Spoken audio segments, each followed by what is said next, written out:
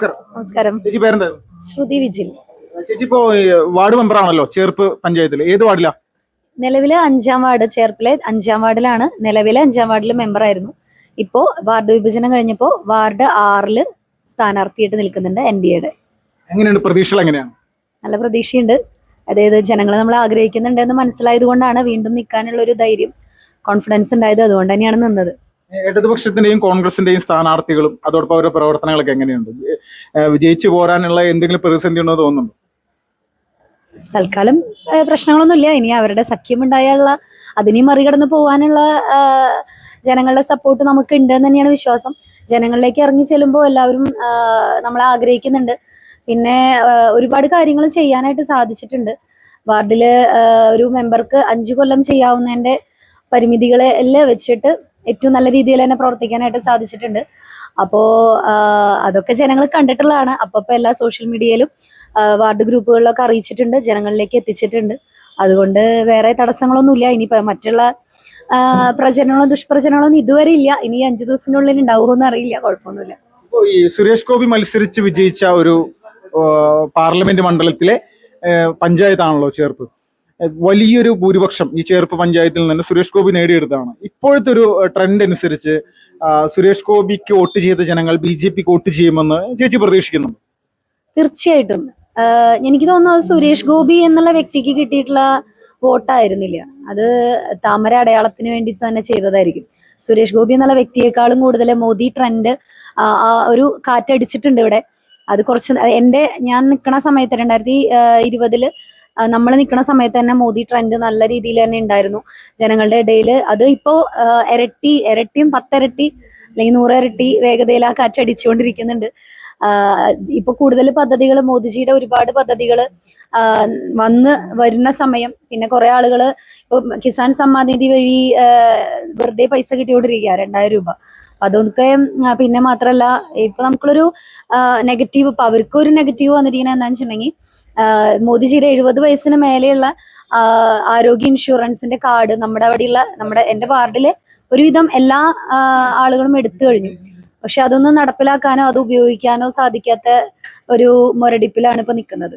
അത് സംസ്ഥാന സർക്കാർ അനുവദിക്കാത്തത് കൊണ്ട്, അത് ഇവിടെ അപ്രൂവ് ചെയ്യാത്തത് കൊണ്ടാണ് നമുക്കത് ഇവിടെ നടപ്പാക്കാൻ സാധിക്കാത്തത്. അത് ഒരു നെഗറ്റീവ് തന്നെയാണ് അവരുടെ. ഇപ്പോ ഈ നിലവിൽ ഈ ഒരു സാഹചര്യത്തിൽ ചേർപ്പ് പഞ്ചായത്ത് BJPക്ക് അധികാരത്തിലെത്താൻ സാധിക്കുമെന്ന് മൊത്തത്തിലൊരു ട്രെൻഡ് ഉണ്ട്. അത് യാഥാർത്ഥ്യമാണോ? അത് സാധിക്കുന്ന ഒരു അവസ്ഥ തന്നെയാണോ? പിന്നെന്താ, BJP പ്രാവശ്യം ചേർപ്പ് പഞ്ചായത്ത് ഭരിക്കും. കാരണം നമുക്ക് വരദ എന്നുള്ളൊരു വിഷൻ അത് ജനങ്ങളിലേക്ക് എത്തിച്ചു എന്ന് വെച്ചിട്ടുണ്ടെങ്കിൽ അത് ഹൃദയത്തിൽ തന്നെ എത്തിച്ചിട്ടുണ്ട്. അതായത് ഇതുവരെ ചേർപ്പുകാർ കാണാത്ത രീതിയിലുള്ള പ്രൊജക്ടുകളാണ് നമ്മൾ ഒരിക്കലും അതായത് ചെറിയ ഒരു കുട്ടി മുതൽ വയസ്സായ ആളുകൾക്ക് വരെയുള്ള ഓരോ ഘട്ടത്തിലും അവരുടെ ജീവിതത്തിൽ ആവശ്യമുള്ള എല്ലാ പ്രൊജക്ടുകളും. പിന്നെ നമുക്ക് തോന്നുന്നു ഇപ്പൊ ഞാനിപ്പോ 5 വർഷമായിട്ട് നമ്മൾ നിന്നതില് നമുക്കിവിടെ ഏറ്റവും കൂടുതൽ ഗുണഭോക്താക്കളുള്ള ഒരു പ്രൊജക്റ്റാണ് ഭവനവാസയോഗ്യമാക്കല്. അതില് ഈ 5 കൊല്ലവും ആകെ 5 പേർക്കോ കൂടിപ്പോയ 8 10 ആളുകൾക്ക് 5 കൊല്ലമായിട്ട് കൊടുക്കാൻ സാധിച്ചിട്ടുള്ളൂ. അപ്പൊ അതിനുള്ള ഫണ്ടൊക്കെ വളരെ കുറവാണ് വെച്ചിരുന്നത്. അപ്പോ അതൊരു വിഷമാണ്. അതായത് ഒരാളെ മാറ്റി നിർത്താൻ പോലും പറ്റാത്ത രീതിയിലുള്ള വീടുകളുണ്ട്. അപ്പൊ അങ്ങനത്തെ പ്രൊജക്ട് ഏറ്റവും കൂടുതൽ ഫണ്ട് വെച്ച് BJP വരികയാണെങ്കിൽ കൂടുതൽ ഫണ്ട് ഇവിടെ വെക്കാനുള്ള ഒരു തീരുമാനം, അല്ലെങ്കിൽ അതിനുള്ള ഒരു എന്താ പറയാ, അതിനുള്ള ഒരു മനസ്സ് കാണിക്കുന്നുണ്ട് BJP. അപ്പൊ അത് നമ്മളത് കയറുമ്പോൾ, ഓരോ വീടും കയറി ചെല്ലുമ്പോൾ അത് ആവശ്യമുള്ള ആളുകളിലേക്ക് അത് എത്തിച്ചിട്ടുണ്ട്. ഇനി കൂടുതൽ ആളുകൾക്ക് 1 വർഷം തന്നെ ഭവനവാസയോഗ്യമാക്കൽ എത്തിക്കും. അതൊരു ഗ്യാരണ്ടിയാണ്, അതാണ് BJPയുടെ ഗ്യാരണ്ടി എന്നുള്ള പറഞ്ഞിട്ടുണ്ട്. പിന്നെ സോഷ്യൽ മീഡിയ വഴി എല്ലാ കാര്യങ്ങളും എത്തിക്കുന്നുണ്ട്. അപ്പൊ എന്തായാലും പിന്നെ സത്യം പറഞ്ഞാൽ കോൺഗ്രസ് പാർട്ടി ശരിക്കും മുരടിച്ച് നിൽക്കുകയാണ്. ഇപ്പൊ എന്റെ വാർഡിൽ തന്നെ നല്ലൊരു തർക്കമായിരുന്നു ഉണ്ടായിരുന്നത്. സ്ഥാനാർത്ഥി നിർണയത്തിൽ വലിയ രീതിയിലുള്ള ഒരു തർക്കം ഉണ്ടായി. ഏറ്റവും ലാസ്റ്റ് 22 വാർഡിലും 21 വാർഡും തീരുമാനമായി. 22ാമത്തെ വാർഡ് തീരുമാനമാവാത്തത് എന്റെ വാർഡിലായിരുന്നു, നമ്മുടെ 6-ാം വാർഡിലായിരുന്നു. അപ്പൊ അങ്ങനെ മൊത്തം തർക്കവും സ്വതന്ത്ര സ്ഥാനാർത്ഥികളും ഒക്കെ ആയിട്ട് ആകെ ഒരു പ്രശ്നമായിട്ട് നിൽക്കുകയാണ്.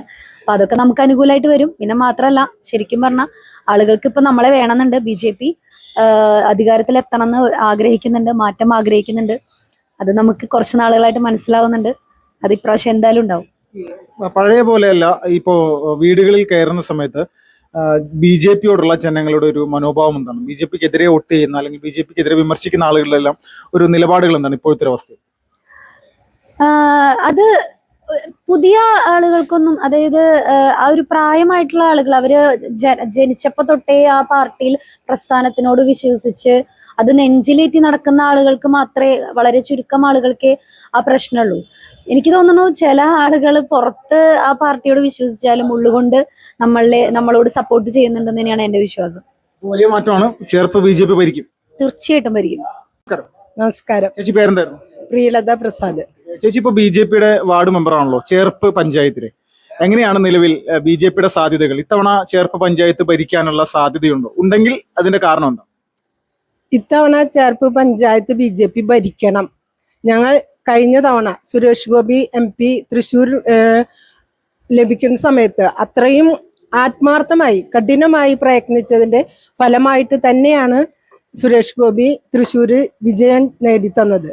ആ ഒരു പ്രതീക്ഷയും പിന്നെ ചേർപ്പിന്റെ ഒരു വികസനം ഞങ്ങളുടെ ഒരു ലക്ഷ്യമാണ്. അതിന് ഞങ്ങൾക്ക് ചേർപ്പ് പഞ്ചായത്ത് പിടിച്ചേ പറ്റൂ. കഴിഞ്ഞ ഇത്രയും നാളും ഭരിച്ചിട്ടും വികസനം എന്തെന്ന് ചേർപ്പ് അറിഞ്ഞിട്ടില്ല. അത് ഞങ്ങൾക്ക് അറിയിക്കണം. അതിന് വേണ്ടിയിട്ടാണ് ഉള്ളൊരു പോരാട്ടത്തിലാണ്. ഇപ്പോൾ ഈ സുരേഷ് ഗോപി ഇവിടെ നിന്ന് വിജയിച്ച സമയത്ത് നിരവധി സ്ത്രീകൾ BJP വോട്ട് ചെയ്തിരുന്നു. അവരുടെ എല്ലാം പ്രതികരണം, ഇപ്പോഴത്തെ ഒരു മാനസികാവസ്ഥ എന്താണ്? എന്തെങ്കിലും ഒരു മാറ്റം സംഭവിച്ചിട്ടുണ്ടോ? അല്ലെങ്കിൽ അവർ ആദ്യം വോട്ട് ചെയ്തിരുന്ന LDF-ന് UDF-ന് തന്നെ മാറി വോട്ട് ചെയ്യാനുള്ള സാധ്യതയുണ്ടോ? എങ്ങനെയാണ് സാഹചര്യം? സുരേഷ് ഗോപി എന്നൊരു വ്യക്തിയെ മാത്രം കേന്ദ്രീകരിച്ചല്ല, നമ്മുടെ പ്രധാനമന്ത്രി, ഇന്ത്യൻ പ്രധാനമന്ത്രി നരേന്ദ്രമോദി താഴെ തട്ടിലുള്ള ജനങ്ങൾക്ക് ധാരാളം വികസന പ്രവർത്തനങ്ങൾ താഴെ തട്ടിലേക്ക് എത്തിച്ചിട്ടുണ്ട്. അത് ഓരോ വ്യക്തിക്കും ഇന്ന് പണ്ടത്തെ പോലെ പറഞ്ഞു പറ്റിക്കാൻ പറ്റില്ല.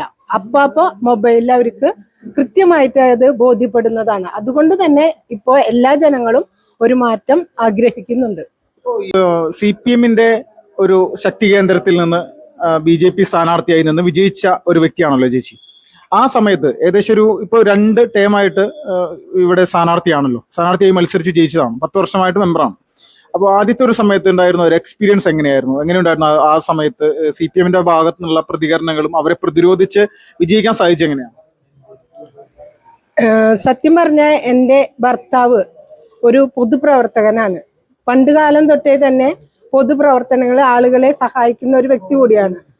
അങ്ങനെ ഇരിക്കുമ്പോഴാണ് എൻ്റെ അടുത്ത് ഒരു സ്ഥാനാർത്ഥിയാവോ എന്ന് ചോദിച്ചു വന്നത്. രാഷ്ട്രീയവുമായി യാതൊരു ബന്ധവുമില്ലാത്ത ഞാൻ സ്ഥാനാർത്ഥിയായതാണ്. അത് കൂടുതൽ പിന്തുണ എൻ്റെ കുടുംബത്തിൽ നിന്ന് തന്നെയാണ് എനിക്ക് ലഭിച്ചിട്ടുള്ളത്.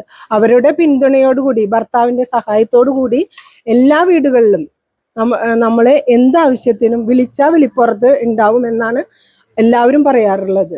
അങ്ങനെയാണ് ഈ ഇടതുപക്ഷത്തിനെ തകർത്തെറിഞ്ഞ് താമര ചിഹ്നത്തിൽ ജയിക്കാൻ സാധിച്ചത്. 5 വർഷം നമ്മൾ കൃത്യമായി നല്ല രീതിയിൽ പ്രവർത്തിച്ചു എന്ന ബോധ്യം നമുക്ക് തിരിച്ചു തന്നത് രണ്ടാമത്തെ ടൈം നമ്മൾ മത്സരിച്ചപ്പോൾ നമ്മളുടെ സ്ഥാനാർത്ഥി അത്രയും മികവുറ്റ ഒരു സ്ഥാനാർത്ഥി ആയിരുന്നിട്ട് കൂടി നമ്മളെ വിജയിച്ചപ്പോൾ നമുക്കത് മനസ്സിലായി. ജനങ്ങൾ നമ്മളെ സപ്പോർട്ട് ചെയ്യുന്നുണ്ട്. 90 വോട്ടിന്. ചേച്ചി, ഇപ്പോ ഈ നരേന്ദ്രമോദിജിയുടെ കേന്ദ്ര പദ്ധതികൾ അത് ചേച്ചിയുടെ വാർഡിൽ നടപ്പിലാക്കാനുള്ള സാഹചര്യങ്ങൾ അത് കൃത്യമായിട്ട് ചെയ്യാനായിട്ട് സാധിച്ചിട്ടുണ്ടോ? എല്ലാ പദ്ധതികളും സാധിച്ചിട്ടില്ല. പക്ഷേ ജലജീവൻ പദ്ധതി നമ്മളുടെ പഞ്ചായത്ത് വഴികൾ എല്ലാ വീടുകളിലും നമുക്ക് കൊടുക്കാൻ സാധിച്ചിട്ടുണ്ട്. PWD-യുടെ മാത്രമാണ് ഇനി കൊടുക്കാനുള്ളത്. എന്തെങ്കിലും തടസ്സങ്ങൾ ഇവിടുത്തെ പഞ്ചായത്തിന്റെ ഭാഗത്തുനിന്ന് നിങ്ങൾക്ക് പ്രവർത്തിച്ച് മുന്നോട്ട് പോകാനുണ്ടായിട്ടുണ്ടോ? തടസ്സങ്ങളൊന്നും ഉണ്ടായിട്ടില്ല. നമുക്ക് എല്ലാ കാര്യത്തിനും സപ്പോർട്ട് തന്നിരുന്നു.